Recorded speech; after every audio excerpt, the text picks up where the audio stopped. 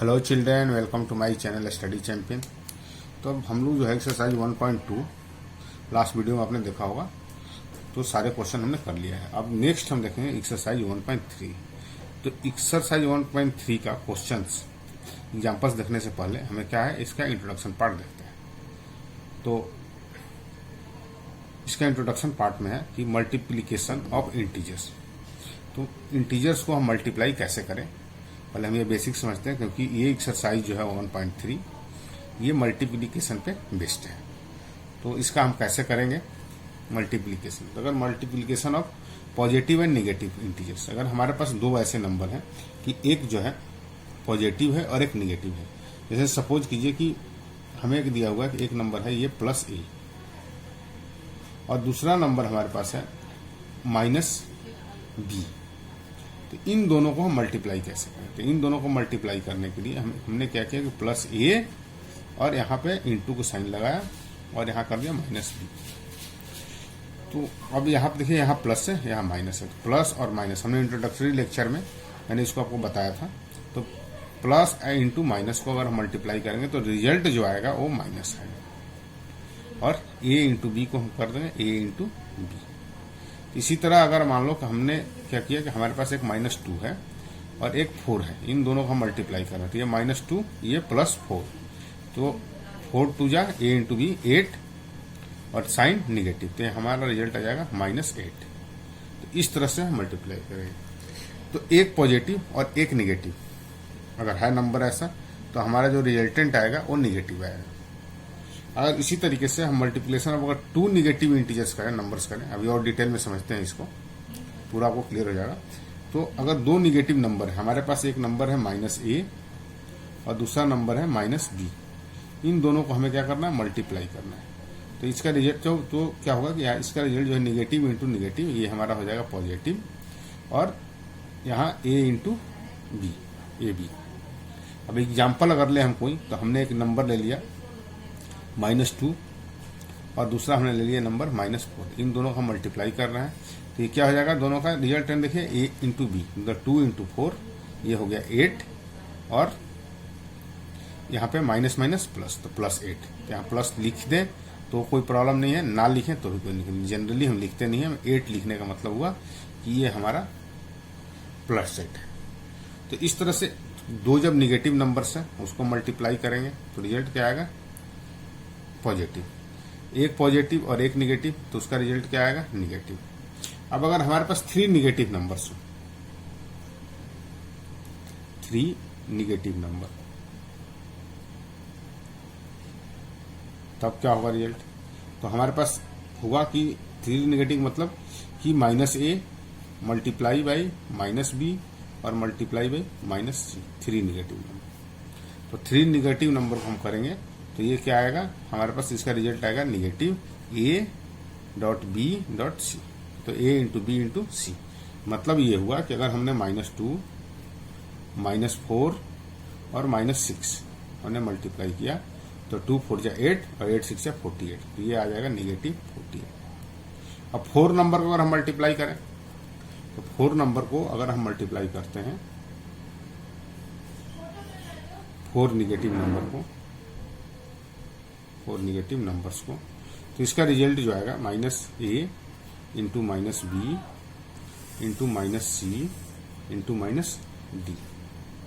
अगर इन हम चारों करें तो इसका रिजल्ट जो आएगा वो पॉजिटिव आ जाएगा, और a.b.c.d। और कोई और नंबर लेकर के करें तो यहाँ 2, यहाँ हमने 3 ले लिया, -2 -3, फिर हमने अगर नंबर ले लिया -3 और इधर हमने ले लिया -4। तो ये मल्टीप्लाई करेंगे तो क्या हुआ, 2 3 जा 6, 6 3 जा 18 और 18 4 जा 72, तो ये आ जाएगा +72। तो इससे हमने क्या करा कि एक रिजल्ट फाइंड आउट किया।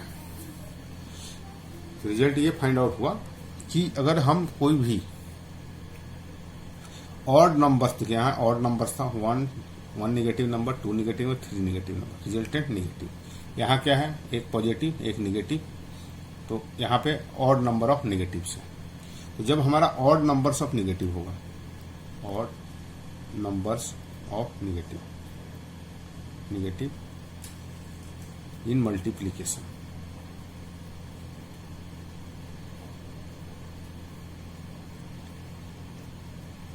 तो रिजल्ट जो हमें आएगा वो निगेटिव आएगा। और इवन नंबर ऑफ रहेगा, even number of negative in multiplication, तो हमारा जो रिजल्ट जो आएगा वो आएगा पॉजिटिव। तो ये जो है 2 पॉइंट, ये मुख्य बातें हैं इसकी, मेन पॉइंट्स हैं कि जब ऑड नंबर्स ऑफ निगेटिव होगा तो निगेटिव, और even number of negative number रहेगा उसका मल्टीप्लिकेशन करेगा तो पॉजिटिव आएगा। तो जैसे इसमें देखते हैं फर्स्ट में केस में कि एक प्लस है एक माइनस है, तो इसमें ऑड नंबर ऑफ निगेटिव जो है ये एक है तो ऑड नंबर्स है। इसमें क्या है, इवन नंबर्स ऑफ निगेटिव है। इसमें क्या है, ऑड नंबर्स ऑफ निगेटिव है। इसमें क्या है, इवन नंबर्स ऑफ निगेटिव है, क्योंकि यहाँ 4 निगेटिव है, मतलब इवन नंबर्स ऑफ निगेटिव। तो इस तरह से हम किसी के भी कितना भी निगेटिव नंबर दिया होगा उसको हम पहले काउंट कर लेंगे कि कितना, how many numbers of negative numbers are there. अगर इवन है तो पॉजिटिव और ऑड नंबर्स है तो निगेटिव। तो एक ये कंसेप्ट हमारा क्लियर हो गया कि किसी भी 2 नंबर को, 3 नंबर को, 4 नंबर को, 5, 6, 7, 8 कितना भी निगेटिव नंबर्स हो उसको मल्टीप्लाई करेंगे तो उसका रिजल्ट हमें क्या मिलेगा। बाकी नंबर्स का मल्टीप्लीकेशन रहेगा। अब इसकी प्रॉपर्टी देखते हैं, मल्टीप्लीकेशन की प्रॉपर्टी क्या है, वो हम करेंगे प्रॉपर्टी। तो प्रॉपर्टी में पहली प्रॉपर्टी जो है ये है क्लोजर अंडर मल्टीप्लीकेशन। तो क्लोजर अंडर मल्टीप्लीकेशन क्या होता है कि जैसे मान लो हमारे पास होल नंबर है, एक होल नंबर ए है, दूसरा होल नंबर बी है। ए और बी को हमने मल्टीप्लाई किया तो रिजल्ट क्या आया, ये होल नंबर आया। तो ए और बी को हमने मल्टीप्लाई किया, ये दोनों होल नंबर है, ये भी होल नंबर है और ये भी होल नंबर है। तो whole number into whole number हमने किया तो क्या आया, रिजल्टेंट होल नंबर आया। उसी तरह से और क्लोजर अंडर एडिशन हमने पढ़ा था। तो क्लोजर अंडर एडिशन के अंदर क्या था कि हमने 2 इंटीजर्स को ऐड किया और इंटीजर आया तो क्लोजर अंडर एडिशन। अगर 2 नंबर्स उनको हमने सब्ट्रैक्ट किया और नंबर जो है इंटीजर आया तो क्लोजर अंडर सब्ट्रैक्शन। उसी तरीके से क्लोजर अंडर मल्टीप्लीकेशन। तो 2 हम इंटीजर्स को अगर मल्टीप्लाई करें तो रिजल्टेंट क्या आएगा। तो जैसे मान सपोज कीजिए कि हमने एक नंबर लिया -2 और दूसरा नंबर हमने लिया एक पॉजिटिव 4, ये रिजल्ट क्या आया, -8। -8 क्या है, ये इंटीजर है। अब हमने लिया 2 और 4, ये दोनों क्या है, पॉजिटिव नंबर है। तो इसको हमने किया, क्या आया, 8। तो ये भी क्या है, इंटीजर है। अब हमने 2 निगेटिव नंबर लिया, -2 इंटू -4, इसको मल्टीप्लाई किया तो ये क्या आया, 2 निगेटिव है। तो जब इवन नंबर ऑफ निगेटिव है तो यहाँ पॉजिटिव आ जाएगा रिजल्ट 8। ये क्या हुआ, ये भी हमारा इंटीजर है। तो हम कभी भी 2 इंटीजर को, अगर मान लो हमने 2 से हमने 0 को मल्टीप्लाई किया, क्या आया, 0। तो कभी भी हमने क्या किया, हमने इतने केसेस देखे, 4 केसेस, कि 2 इंटीजर को जब हम मल्टीप्लाई करते हैं तो हमें रिजल्टेंट क्या मिलता है, रिजल्टेंट इंटीजर मिलता है। तो इसको हम बोलते हैं क्लोजर अंडर मल्टीप्लीकेशन प्रॉपर्टी। तो ये क्लोजर अंडर मल्टीप्लीकेशन प्रॉपर्टी का पालन करता है। सेकेंड जो प्रॉपर्टी है इसकी, सेकेंड प्रॉपर्टी है कम्यूटेटिविटी।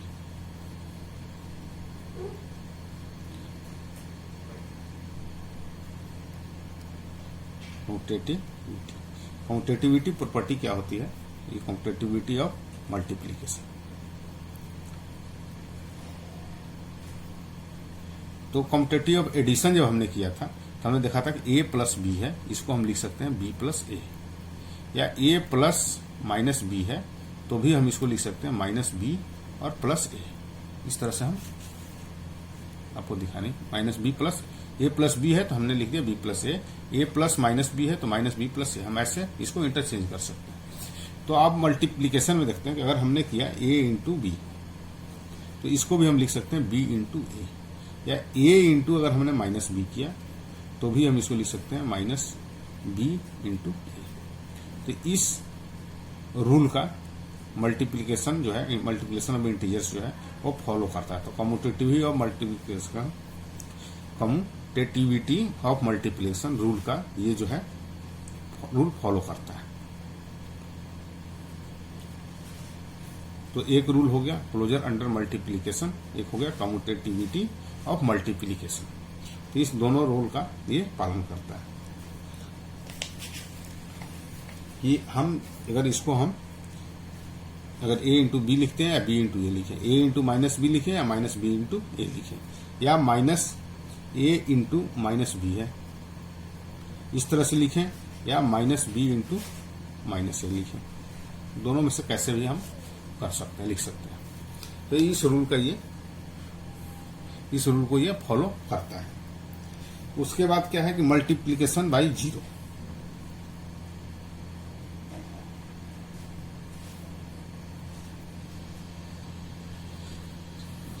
तो मल्टीप्लीकेशन बाई जीरो, तो किसी चीज को अगर हम जीरो से मल्टीप्लाई करते हैं, अगर मान लो कि हमारे पास एक इंटीजर ए है, इसको हमने जीरो से मल्टीप्लाई किया तो रिजल्टेंट क्या आएगा, जीरो। अगर हमारे पास यही इंटीजर माइनस ए है और इसको हम मल्टीप्लाई करें जीरो से तो भी क्या आएगा, जीरो। या जीरो इंटू माइनस ए करें, जीरो इंटू माइनस ए करें तो भी ये क्या आएगा, जीरो। तो किसी भी चीज को अगर हम मल्टीप्लीकेशन बाई जीरो करेंगे तो हमें रिजल्टेंट जो मिलेगा वो जीरो ही मिलेगा। इसमें इफ बट नो नहीं है, हमने पहले भी पढ़ा है, काफी पहले स्टार्टिंग में भी, कि अगर मल्टीप्लिकेशन हम किसी चीज से करते हैं, जीरो से किसी भी चीज में करेंगे तो उसका रिजल्टेंट जो आएगा वो जीरो आएगा। अब नेक्स्ट देखते हैं। तो नेक्स्ट हमारा जो है फोर्थ वो है मल्टीप्लिकेटिव आइडेंटिटी। मल्टीप्लिकेटिव आइडेंटिटी कहते हैं जैसे हमारे पास है -3 और -3 को हमने 1 से मल्टीप्लाई किया तो ये क्या आया रिजल्टेंट, ये रिजल्टेंट -3 रहा, मतलब कोई चेंजेज नहीं हुआ। अब अगर हम मान लो कि हम 5 है, 5 को हमने 1 से मल्टीप्लाई किया तो भी ये क्या आया, ये 5 ही आया, कोई चेंजेस नहीं है। अगर हम -4 को करें मल्टीप्लाई, -4 इंटू 1 तो ये आ गया -4, कोई चेंजेस नहीं। 1 इंटू अगर 8 करें तो ये आ गया 8। तो इसका मतलब ये हुआ कि किसी भी इंटीजर का, देखिए ये भी इंटीजर है, ये भी इंटीजर है, ये भी इंटीजर है, ये भी इंटीजर है, ये भी इंटीजर है, तो किसी भी इंटीजर को अगर हम 1 से मल्टीप्लाई कर रहे हैं तो वो रिजल्टेंट जो है सेम रह रहा है, कोई चेंजेस नहीं हो रहा है। तो इसका मतलब ये हुआ कि 1 जो है 1 ई मल्टीप्लिकेटिव आइडेंटिटी ऑफ इंटीजर्स, ये सारे इंटीजर्स का मल्टीप्लिकेटिव आइडेंटिटी 1 है। तो इसका मतलब ये होगा कि ए, अगर हमारे पास कोई इंटीजर ए है, ए इंटू 1, इसको हम मल्टीप्लाई करें या ए इंटू 1 करें तो ये हमें रिजल्टेंट हमारा सेम का सेम रहेगा ए। तो मल्टीप्लिकेटिव आइडेंटिटी जो है 1, ये पूरे होल इंटीजर्स के लिए है, न कि कोई इंडिविजुअल इंटीजर्स के लिए। अब नेक्स्ट रूल जो है हम देखते हैं हम लोग कि एसोसिएटिविटी क्या होती है।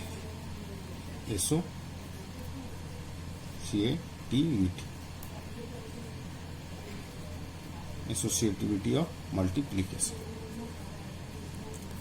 तो अगर हम किसी भी चीज को मल्टीप्लाई अगर कर रहे हैं तो उसको हम क्या करेंगे, एसोसिएट कर सकते हैं।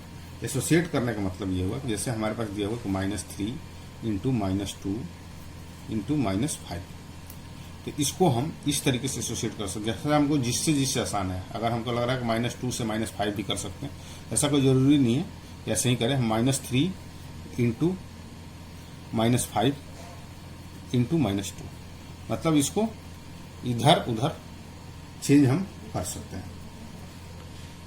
तो हम सबसे पहले क्या करेंगे कि पहले हमने इसको और इसको मल्टीप्लाई कर लिया, उसके बाद फिर -2 से मल्टीप्लाई कर लिया। तो एक जनरल जो रूल है ये कि -a into -b into -c, अगर ऐसा है तो हम इसे ऐसे भी कर सकते हैं कि -c इंटू -b, पहले हमने मल्टीप्लाई कर लिया एक साथ और उसके बाद हमने क्या किया कि इधर -a को हमने फिर मल्टीप्लाई कर लिया। तो हम जैसे चाहें इसको हम चेंज कर सकते हैं। इसको हम बोलते हैं एसोसिएटिविटी ऑफ मल्टीप्लिकेशन। जिसके साथ चाहें उसके साथ अरेंज कर सकते हैं जो हमें लगता है। जैसे अभी क्या है, यहाँ 2 से 5 से अगर मल्टीप्लाई करना हमें आसान लग रहा है तो 2 और 5 को एक जगह कर लेंगे तो 10 हो जाएगा, और 3 से करेंगे तो 30 हो जाएगा। तो इस तरह से हम कर सकते हैं, कोई इसमें प्रॉब्लम नहीं है। नेक्स्ट प्रॉपर्टी है, इसका है distributive property. Distributive distributive property.